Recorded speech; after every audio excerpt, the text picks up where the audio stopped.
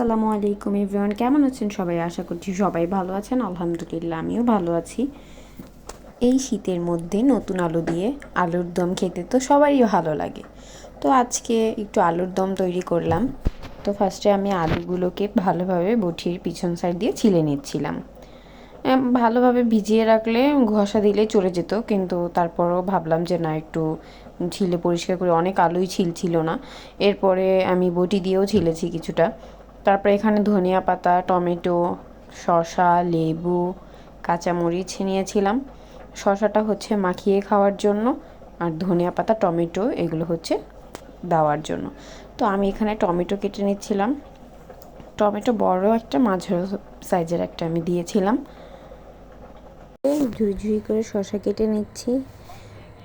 তারপর হচ্ছে আমার মেয়ে বাহিরে গিয়েছিল, মেয়ে আসলো। তারপর আমি এখন আলুর দম বসিয়ে দিচ্ছি। ফ্রাই প্যানে আমি কিছুটা সরিষার তেল দিয়ে পেঁয়াজ দিয়ে নিয়েছি। ফ্রাই প্যানে পুরো ফুল দেওয়াই ছিল, একটু গরম হতে লেট হয়, তার জন্য আমি ঢাকনা দিয়ে ঢেকে দিয়েছিলাম। খুব শখ করে এই চ্যানেলটি খোলা, খুব শখ করে ভিডিও করি, এডিটিং করি, ভয়েস ওভার দিই। কখনো ভয়েস ওভার দিইনি, ভুল ত্রুটি হলে ক্ষমা দৃষ্টিতে দেখবেন। এখানে পেঁয়াজ বেরেস্তার মতন হয়ে এসেছিলো, তার জন্য আমি কিছু টমেটো দিয়ে নিয়েছিলাম। টমেটো দিয়ে ঢেকে দিয়েছিলাম যাতে টমেটোটা গলে আসে। দেখেন খুব সুন্দরভাবে গলে এসেছে। গলে আসার পর আমি নাড়াচাড়া দিয়ে আর কিছুটা আদা রসুন দিয়ে নিব। আমি আমার পরিমাণ মতন মশলা দিয়ে নিচ্ছি, কেননা আমাদের ঘরে সবাই গ্রেভিটা খুব পছন্দ করে। আলুর দম হোক, যে কোনো কিছুই রান্না করলে তারা ঝোলটা মাখো মাখো হলে খেতে খুব ভালোবাসে। তো আমি এখানে জিরের ফাঁকি দিয়ে নিলাম।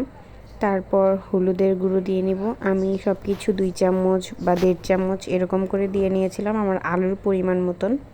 মানুষ আগে পরে অনেক বাজে মন্তব্য করে, এটাই স্বাভাবিক, কেউ কারো ভালো দেখতে পারে না। তো আপনারা সবাই আমাকে ভালোবাসা দিবেন এবং সাপোর্ট করবেন, অবশ্যই আমার জন্য দোয়া রাখবেন। এখানে আমি সব মশলা দিয়ে, মরিচ গুঁড়ো আমার ঝাল অনুযায়ী আমি দিয়ে এখানে ভালোভাবে মশলাটা কষিয়ে নিচ্ছি। তো আমি মশলা কষানো হয়ে গেলে আমি সামান্য পরিমাণ পানি দিয়ে নিব। তো পানি দিয়ে আমি কিছুক্ষণ ঢেকে রাখবো। ঢাকা হয়ে গেলে একটু তেল ছাড়বে। তো তেল ছাড়ার পরে আমি ভালোভাবে নাড়াচাড়া করে ভালোভাবে কষাবো। কষানোর পর আমি লবণ ট্রাই করলাম, দেখলাম যে লবণ আমি দিইনি, পরে লবণ দিলাম। তারপর লবণ দিয়ে কিছুক্ষণ নাড়াচাড়া করার পর আলুগুলো দিয়ে একটু নাড়াচাড়া করে নিব। নাড়াচাড়া করে পর্যাপ্ত পরিমাণ আমার অনুযায়ী পানিটা দিয়ে নিব। তো নতুন আলু সিদ্ধ হতে টাইম লাগে না, তারপরও আমি একটু ঝোলটা একটু বাড়িয়ে দিয়েছিলাম, তার জন্য আলুটা একটু বেশি নরম হয়ে গিয়েছিল। কিন্তু পানিটা আর একটু কম দেওয়া উচিত, নতুন আলু যেহেতু।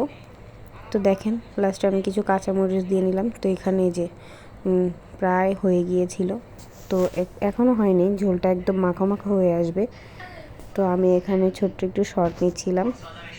খেতে খুব মজা হয়েছিল, খুবই সুন্দর একটা কালার আসছিল। এই যে দেখেন, এখানে আমি আবার দেখছিলাম লবণ টবণ সব কিছু ঠিক আছে কি না।